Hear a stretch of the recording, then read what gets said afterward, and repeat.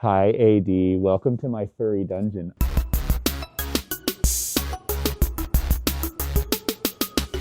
I did go back and forth about whether or not I wanted to go like full Gwyneth Paltrow with this whole house tour thing and be like, this is a reclaimed coffee table that we made out of red eucalyptus that was harvested from the dying trees of the plains of Africa or some shit like that. But honestly, I think that would probably just feed into the whole stereotype that people think we're rich, and we're not really rich. We're just gay and we have great taste and we have no kids.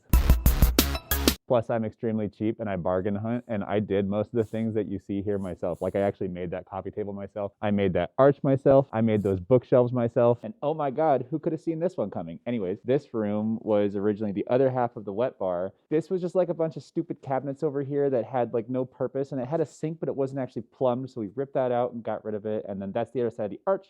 And then I made those bookshelves from IKEA because it was going to cost like, I don't know, a lot of money to have like professional bookshelves installed. So I just bought a bunch of Billy bookcases and then made those myself.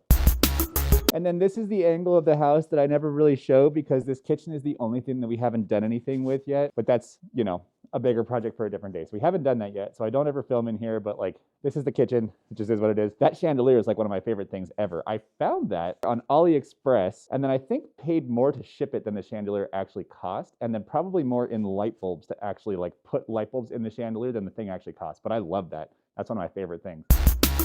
Moving upstairs, you'll notice that we have this very expensive piece of modern art hanging in the stairwell. And the story behind this is that I saw this piece of art on Sotheby's, and I think it was $4,000 for this. And I looked at it and I thought, I can make that with $40 worth of cheap paint and shitty paint brushes at Michael's. So that's exactly what I did. And I saved myself $3,960. So let that be a lesson. If you want expensive modern art in your house, just do it your fucking self.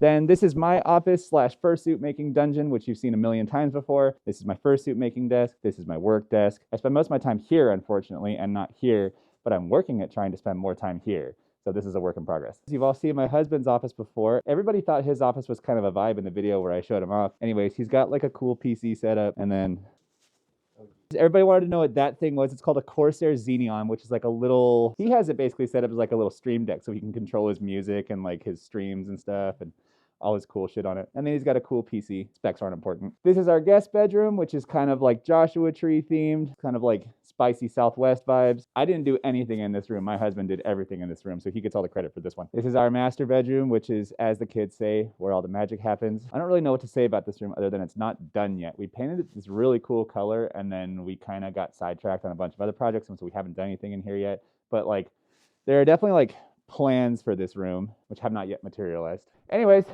that's kind of it.